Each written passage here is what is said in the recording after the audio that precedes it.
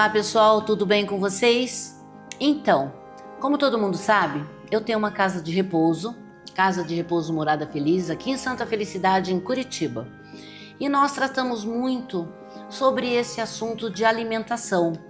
Nós sabemos que dependendo da idade ou da condição da doença, e a gente precisa aprender a dar a alimentação de uma forma mais restrita.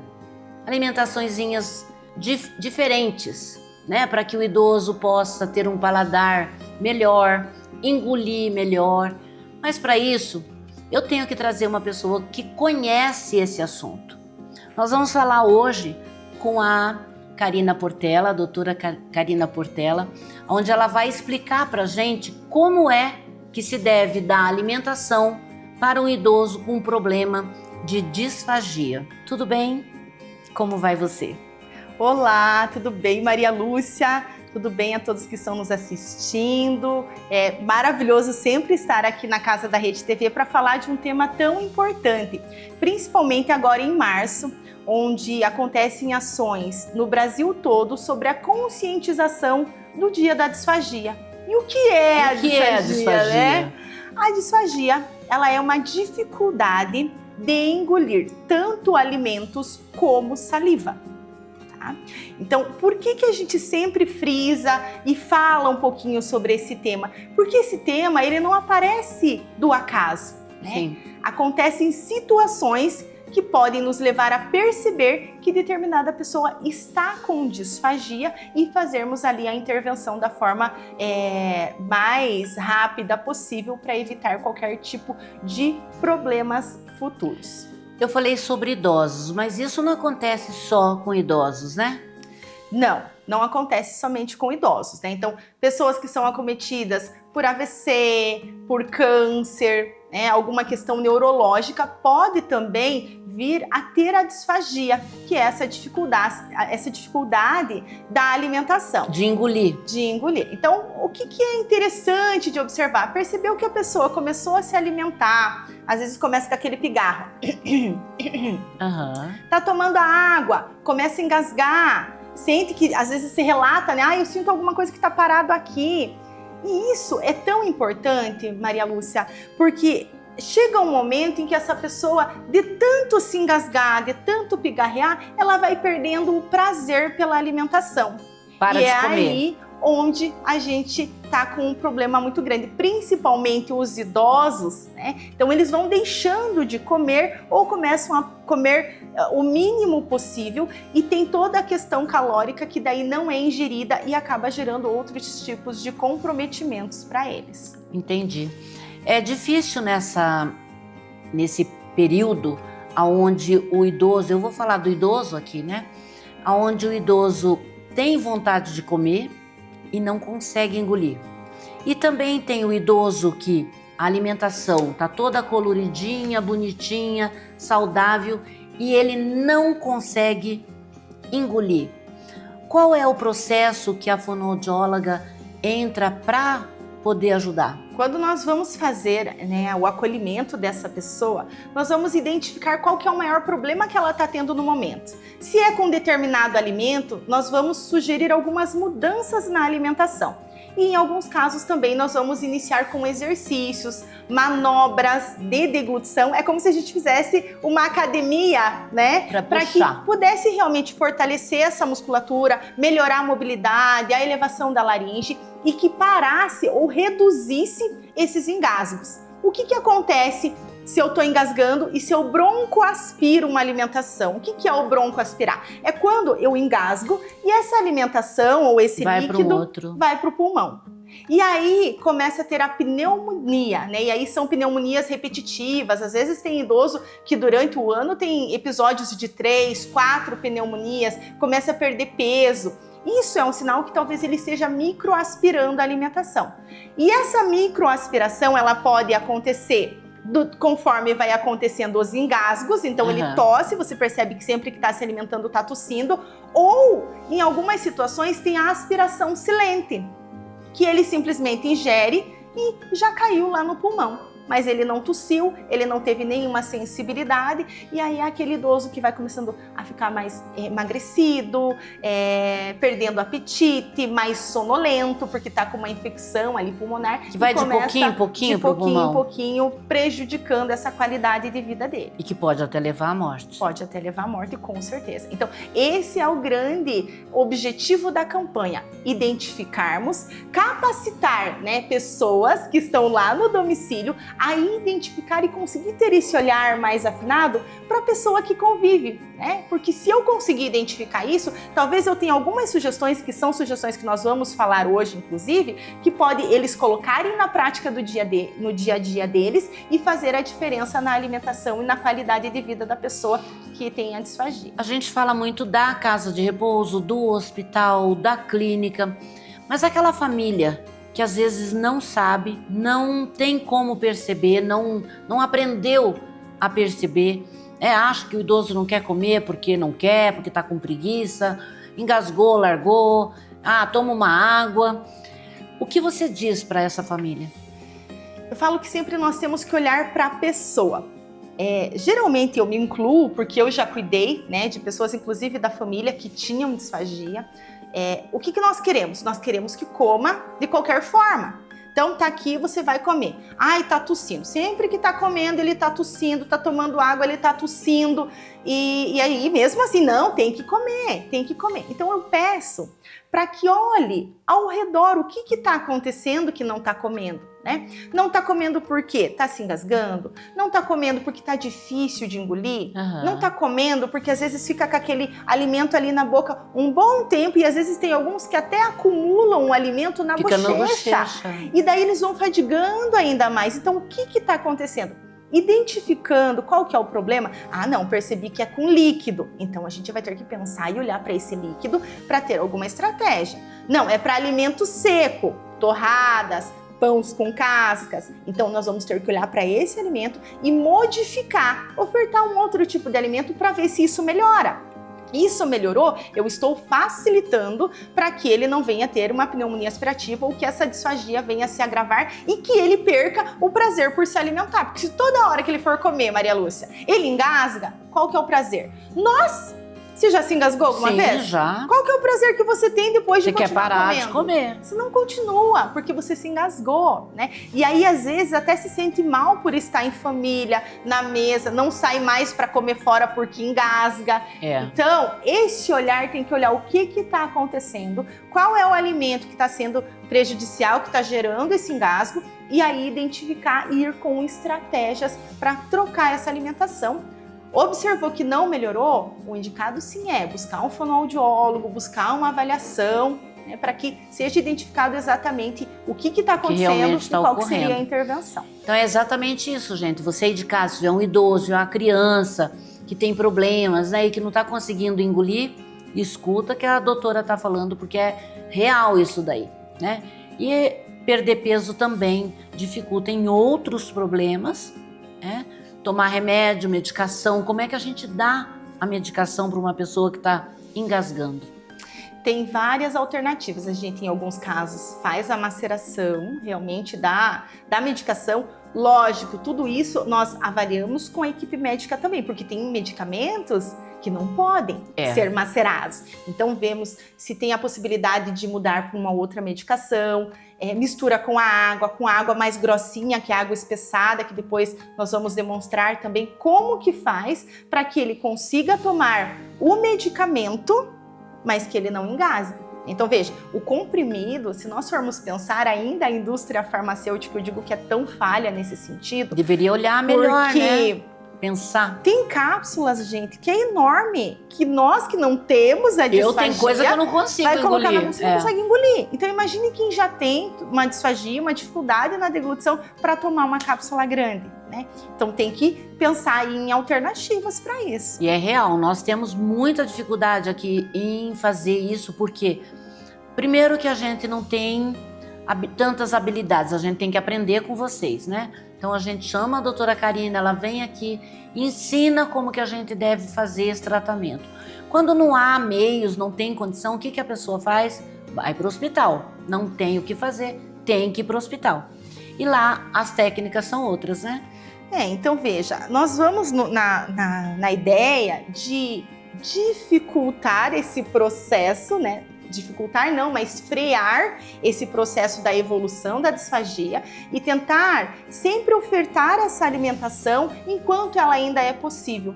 Tem casos, sim, que precisa passar aquela sonda que vai no nariz, aí vai se alimentar pela sonda, né? E aí a gente pensa que eu tô com uma sonda no meu nariz que tá passando lá atrás da minha garganta. Como é que eu vou engolir com aquilo? Veja, eu movimento a minha cabeça, aquilo movimenta lá atrás. Se puxar, pode escapar. Alguns perdem aquela sonda, precisa recolocar de novo. Então, tudo isso a gente vai interferindo na qualidade de vida dessa pessoa. Então, se eu identifico, se eu olho para essa alimentação e eu consigo evitar que chegue ou atrasar o processo de uma sonda, de uma alimentação por via alternativa, a melhor coisa que tem é a alimentação e o prazer pela alimentação, né? Aí a gente entra na questão da história, da memória olfativa, gustativa, nós mesmos. Com certeza você tem alguma alimentação que a tua mãe faz, lembra, que, nossa, né? que você, meu Deus, é igual que a minha mãe fazia. Verdade. Ai, que vontade. Passa às vezes na padaria, a primeira coisa nós comemos Cheirinho. com o olho, o cheiro, nossa, eu lembrei de um prato. Então, a alimentação, ela é prazer, ela também é emocional e ela também é qualidade de vida.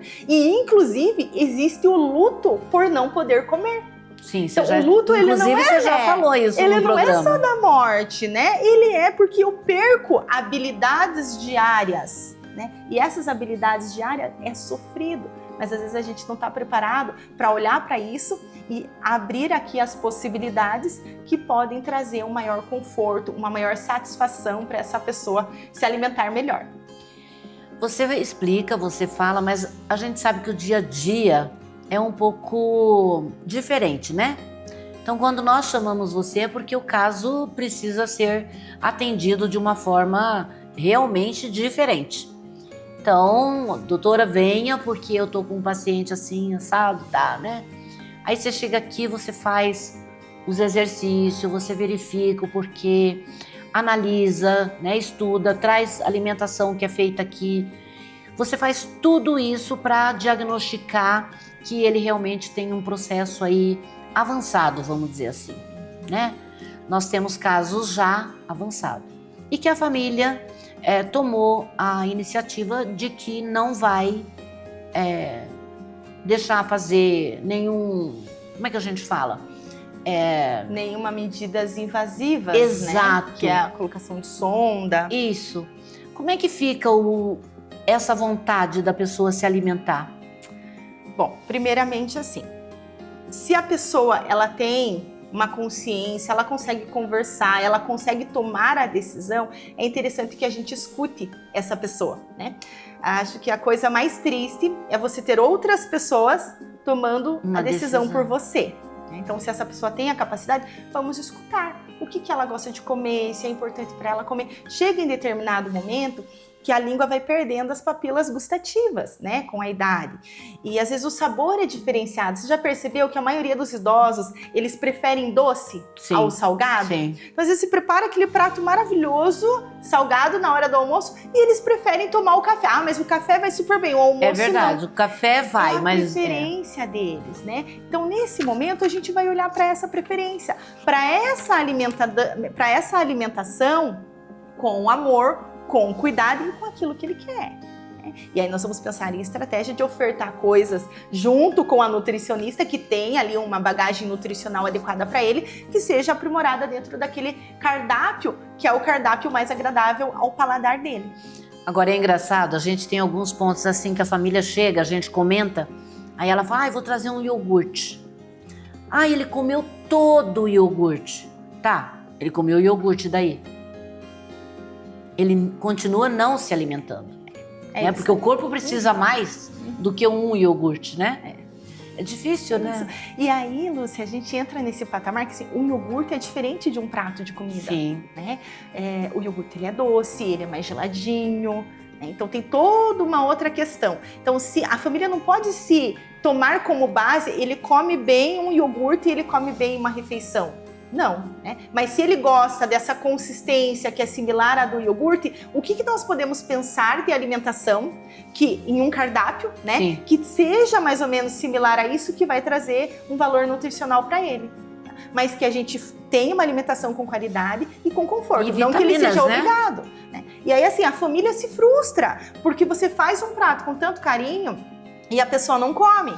E aí chega um momento que já começa a ser um momento de desentendimento da família. Coma, você tem que comer. Você quer ir Você no não hospital? gostou? Eu vou te passar uma sonda. Se você não comer, você vai ser internado. E daí fica essas ameaças. E a pessoa não come porque ela não quer. É porque ela tem um problema, né? Mas nós somos egoístas e não conseguimos perceber que ela tem esse Porque problema. a gente não tá Porque a gente não olhando. tem. Então, coma, se esforce, você consegue engolir. Eu sei que você... Não, ele não consegue engolir, ele tá com uma dificuldade. E aí, às vezes, essa dificuldade já tá lá de trás. Se engasgava, quando ia falar, se engasgava com a saliva, a língua tinha um leve tremor, às vezes não conseguia articular muito bem uma ou outra palavra. Então, já tinha um problema instalado lá atrás que foi passado despercebido. Só que hoje, ali na sua maioridade, veio aparecer já junto com a disfagia. E daí, para a gente reabilitar isso, aí é um processo mais moroso, né? Quando a gente consegue reabilitar. Tá, então vamos falar do paciente que já tem um problema mais grave. A família já enxergou, já viu tudo. O que você explica sobre as alimentações? Inclusive, você trouxe algumas coisas e eu gostaria que você falasse um pouquinho sobre alguns pratos. Ok. Então eu trouxe aqui 3 pratos de alimentos para que nós possamos exemplificar para quem está em casa. Então o que é uma dieta livre, que a gente chama, né? Então a dieta livre, ela é uma dieta composta por tudo sem nenhum tipo de adaptação. Então nós temos aqui o arroz com o feijão, tá? Aqui nós temos um purezinho de abóbora, uma batatinha que tá dura, né, que eu preciso mastigar para eu comer, uma carne também que é um pouco mais durinha, então se mastigar vai sair pedaços maiores, e eu tenho uma salada, né, uma salada inclusive picada, cortada e grande, bem longa, tá? Então se eu tenho uma dificuldade de mastigação, provavelmente essa salada, essa carne, essa batata, ela vai ser engolida inteira. E aí pense, correndo como que é o risco processo ainda de digestão? O risco de engolir uma batata inteira e mais durinha, porque daí nós não percebemos que aquela pessoa já não tem uma musculatura que está preparada para fazer a mastigação, porque vai perdendo a massa. Sim. E a dentição também, né? Não esquecendo. Então, eu tenho um prato desse para uma pessoa que tem disfagia e eu vou dificultar o processo. Então, ela vai comer um pouquinho menos, porque ela vai mastigar, ela vai cansar. É a mesma coisa, eu brinco, eu e correr uma maratona. Eu não tenho esse preparo para correr uma maratona. É a pessoa que está despreparada pegar um prato desse. E daí ela vai gostar mais do bolo que tem no café da tarde, porque o bolo é macio. É macio. Tá? O mousse, uma sobremesa, um iogurte. Ela vai optar por alimentos que são mais fáceis para ela no processo da deglutição. Sendo que nesse prato tem todos os nutrientes que ele precisa, mas ele não consegue não consegue mastigar. E aí, quando a gente fala, ele já não consegue, e a família às vezes percebe essa dificuldade, e aí a família começa a bater tudo no liquidificador. E daí começa a ofertar nessa consistência, que é a consistência batido, pegou tudo que tem aqui nesse prato e bateu, tá? Tudo. Para fazer aqui uma dieta mais pastosa. Ó, você comeria isso aqui? Que delicioso, ó. É estranho, né? Visualmente. Dia, 2 dias, 1 mês, talvez você comeria. Agora pense você todo dia comendo um prato, se nós somos visuais, tá? Eu olho, eu acho bonito, eu quero comer. Eu olho aquele bolo, eu quero comer, né? Então, quando a gente fala em bater, e às vezes a gente entende que a logística do dia a dia de uma casa é difícil tudo junto. Você ficar batendo uma coisa ou outra, né? Tudo separada. Mas não é impossível. Só se colocar no lugar dessa pessoa que está com essa dificuldade de alimentação. Então, veja, todo dia eu tô comendo assim. E isso que ainda aqui tá meio que bonito. Tá até bonitinho. Né? Tá até bonito, tudo misturado junto. Então, a gente sempre fala que vai chegar um momento que mesmo no pastoso, a pessoa não vai querer mais comer, porque ela perde o prazer. Aqui nós temos todas as coisas, que mas estão a gente aqui. tem um gosto de tudo e ao mesmo tempo gosto de nada. Misturou Eu não tudo. consigo identificar a batatinha, eu não consigo identificar a carne, eu não consigo identificar que tem um pouquinho de salada batido aqui junto. Não consigo, porque eu não tenho esse paladar de identificar. Então, o interessante é, pelo menos umas 2, 3 vezes, o ideal seria todo dia, né? Montar um prato na consistência pastosa, mas mais agradável De ao cada olhar. alimentação. Então veja, aqui a gente tem a carne que está bem batidinha, a gente tem o purezinho de abóbora, aqui a gente tem até a alface, mas bem picadinha, no sentido de que quando eu coloco Mistura. aqui junto, ela consegue fica formar um bolo alimentar coeso que vai favorecer essa deglutição, diferente dessa alface aqui, Inteira. que ele vai engolir inteira e às vezes até engasgar, porque parte vai ficar para fora, parte vai ficar para dentro, né?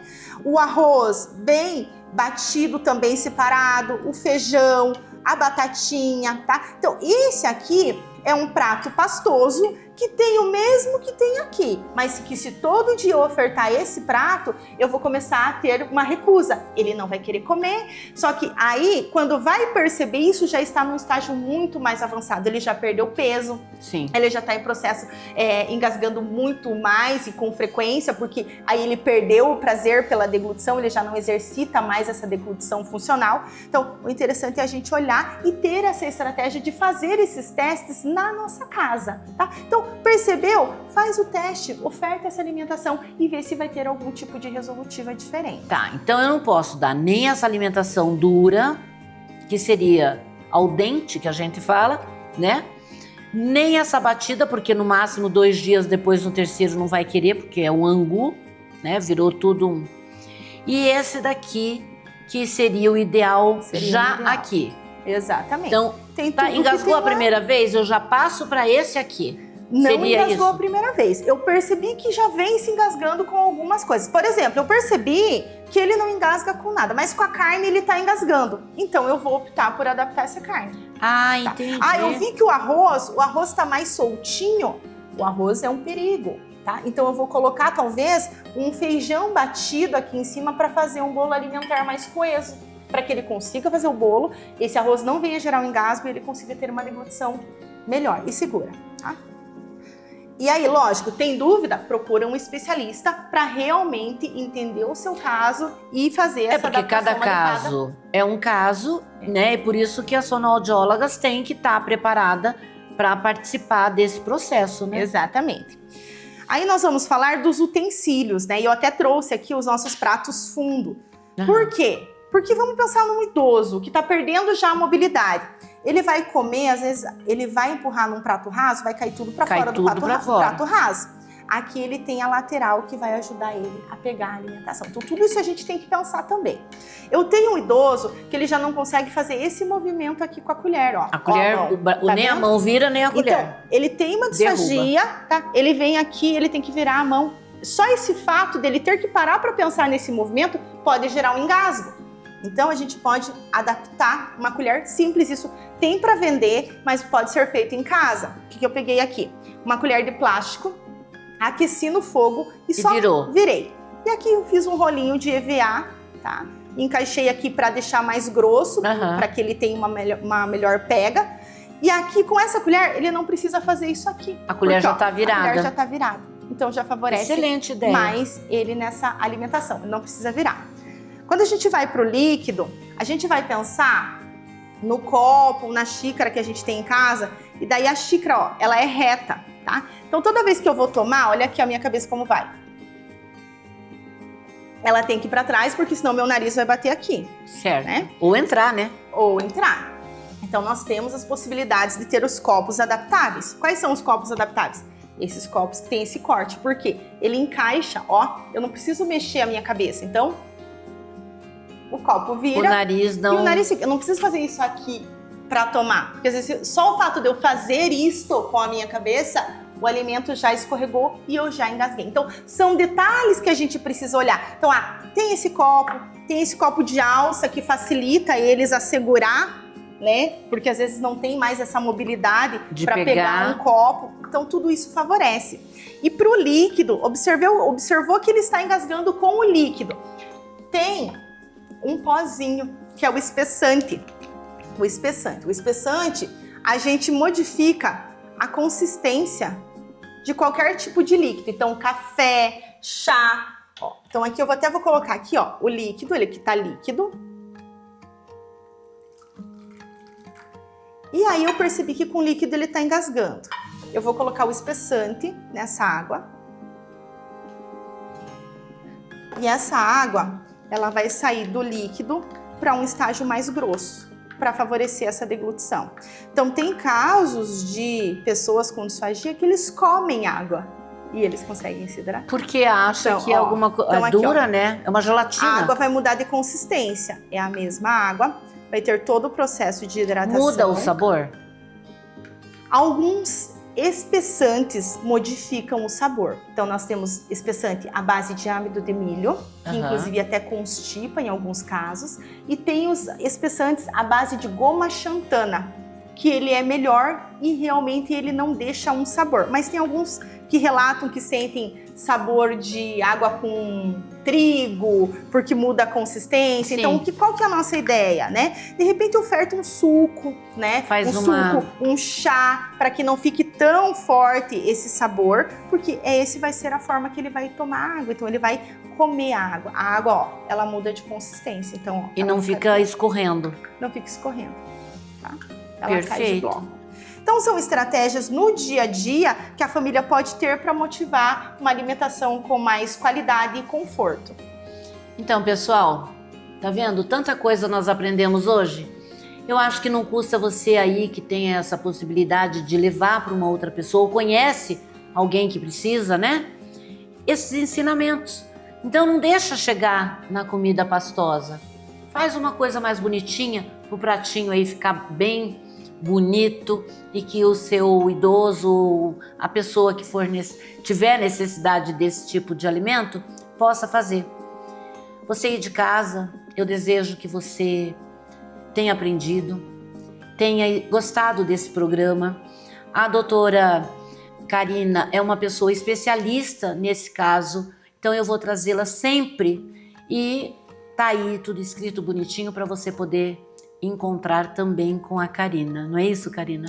Obrigada, Maria Lúcia, mais uma vez. Obrigada ao público do Maturidade e parabéns por esse programa incrível que leva informação tão necessária. Nós é que agradecemos, né, pessoal? No próximo programa tem mais. Até lá!